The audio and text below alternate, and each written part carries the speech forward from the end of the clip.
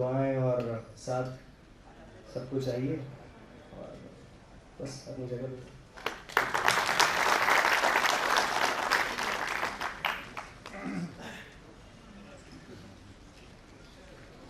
शुक्रिया यासिर साहब। हसनात सिद्दीकी साहब का नाम ऐसा है जो कम से कम भोपाल और मध्य प्रदेश का तो हर शख्स उससे बखूबी वाकिफ है। हसनात साहब एक ऐसे पॉलिटिशियन थे, एक ऐसे स्टूडेंट लीडर रहे, एक ऐसे जर्नलिस्ट रहे जो आज के दौर में ऐसा आदमी मिलना अगर नामुमकिन नहीं तो कम से कम मुश्किल जरूर है। मुझे हसनात साहब के साथ तकरीबन 50 बरस रहने का इत्तेफाक हुआ, मौका मिला और मैंने उनको बहुत करीब से देखा। शायद ये हिंदुस्तान में पहली मिसाल होगी कि एक शख्स 4 बरस कैबिनेट मिनिस्टर रहकर जिस दिन मिनिस्ट्री खत्म होती है उसके दूसरे दिन अपने अखबार के दफ्तर में वापस नौकरी करने चला जाता है। मैं समझता हूं अगर ऐसे लोग आज पॉलिटिक्स में आ जाएं तो हमारी तमाम मुश्किलात आसान हो सकती हैं।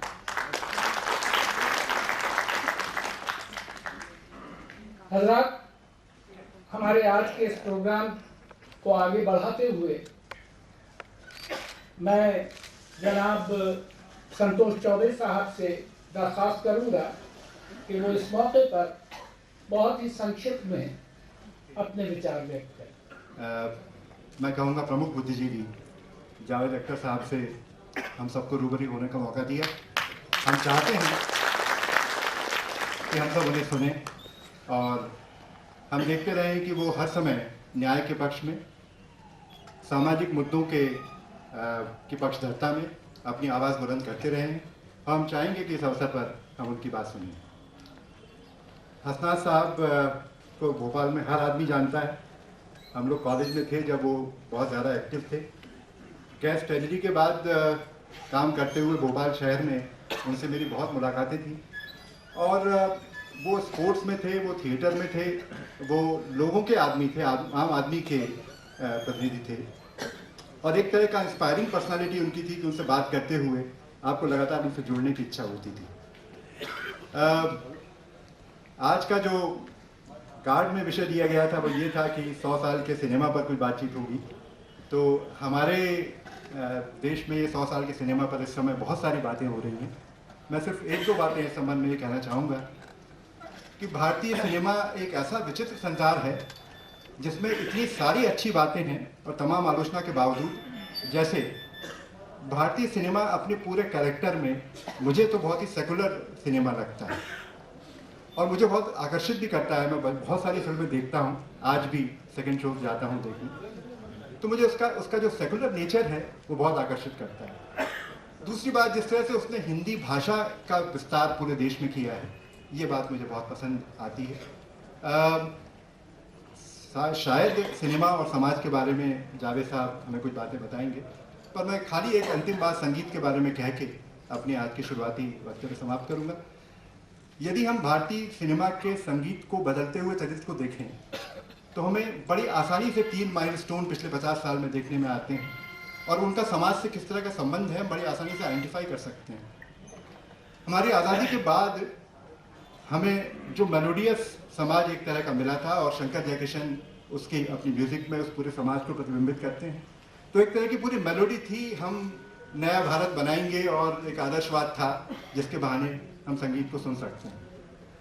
उसके बाद के वर्षों में 70 के दशक में, 80 के दशक में, जब हमारे सामाजिक ढांचे में टूट फूट होती है, हमारे राजनीतिक ढांचे में टूट फूट होती है, तो हम देखते हैं कि संगीत भी उस तरह से बदलता है और हमारे सामने आर.डी. बर्मन आते हैं जो एक नई तरह की रिदम लेके आते हैं।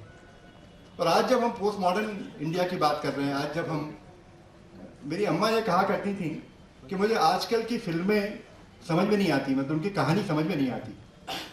असल में हुआ ये कि कहानियों के बीच के जो जो कनेक्शंस थे, या जो आज कोलाज की बात होती है या डिस्कनेक्टेड फिल्म्स की बात होती है, उसका एक बड़ा रिफ्लेक्शन मुझे ए.आर. रहमान में दिखता है, जिनका म्यूजिक जो है बिल्कुल अलग तरह का म्यूजिक है। तो जो समाज है और जो संगीत है, और जो संगीत है और जो सिनेमा है, वो समाज के साथ साथ चलता है। मुझे लगता है कि मैं इस अवसर पर इतनी ही बात कहना चाहूँगा कि सारी अंतर संबद्धता को पहचानना ही हमारे आज का बड़ा काम हो सकता है। मैं जावेद साहब को बहुत बहुत अपनी ओर से बधाई देता हूँ कि वो यहाँ आए हैं। उनको अपने विश्वविद्यालय की ओर से और अपने आप सबकी ओर से उनका बहुत बहुत धन्यवाद।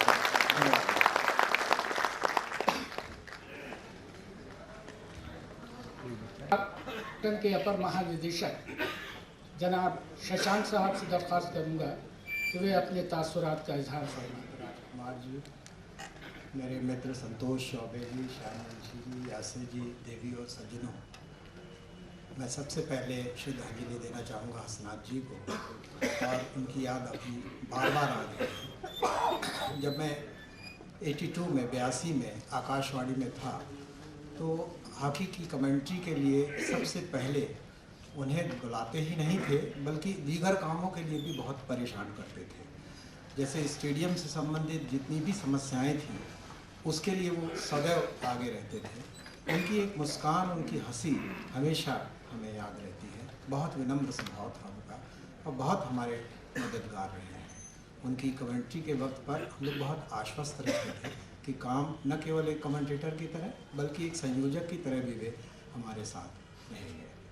बहुत खुशी है कि जावेद साहब हैं और वे उन थोड़े से लोगों में हैं जो एक्टिविस्ट तो हैं, मगर हम उनको एक आम फहम लोगों के संवाद लिखे जाने वाले एक बहुत सशक्त लेखक के तौर पर तो देखते ही हैं, बल्कि एक बड़े शायर की तरह भी ये हमारे सामने है।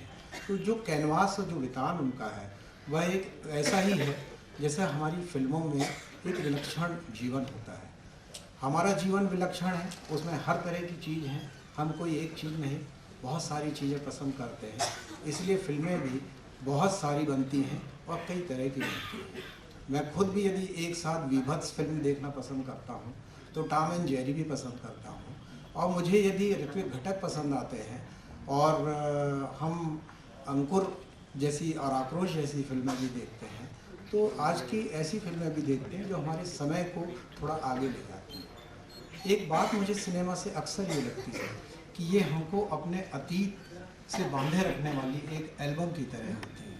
यदि आप टीवी में पुराने गानों के चैनल्स सुने, तो आपको वह दिन याद आते हैं जो हीरो और हीरोइन के नहीं होते, बल्कि वे हमारे अपने होते हैं। इसी तरह वे सारे शहर जिनको आपने फिल्मों में देखा है, वे हमारे अतीत में बसे हुए शहर होते हैं, जिन्हें हम अपनी भावनाओं के साथ वर्तमान में उन्हें देख पाने के लिए समर्थ होते हैं। क्योंकि जो मुंबई में रह रहा है और जो बम्बई में था, उन दोनों में बहुत अंतर है। आज भी जब हम मुंबई जाते हैं तो हम उस बम्बई को देखते हैं जो फिल्मों में हमने देखा है। हमें डॉन भी याद आते हैं, तो वहाँ समाज सेवी भी याद आते हैं। तो संगीत हो या पहनावा हो या शहर हो, फिल्म हमको बहुत चीज़ें एक एल्बम की तरह देती हैं। पर लौट कर जब हम देखते हैं कि 3 घंटे की फिल्म देखकर जब हम थिएटर से निकलते थे एक समय में, जहां हमारे लिए मूंगफली भी उतनी ही महत्वपूर्ण हुआ करती थी जितना कि थिएटर की लाइन में लगना, मगर आज जब हम थिएटर में जाते हैं और पॉपकॉर्न खाते हुए फिल्म देखते हैं, तो वह अंतरंगता मैं महसूस नहीं कर पाता। हमारे जो टीवी ने लगातार फिल्में दिखाने के, एक साथ आप 150 चैनल पर आप फिल्में देख सकते हैं। मुझे लगता है कि जिस तरह एक किताब आपको बांधे रखती है पढ़ते समय, और जब आप छोड़ते हैं तो एक बुकमार्क लगाते हैं, आप फिल्म देखते समय एक बुकमार्क नहीं लगा सकते। इसलिए जो संवेदनाओं का एक आपका बंधन है, वह मीडिया से, चाहे वो यूट्यूब में हो, चाहे इंटरनेट पे हो, चाहे टीवी में हो, वो चीज़ नहीं है। और यह एक चुनौती है।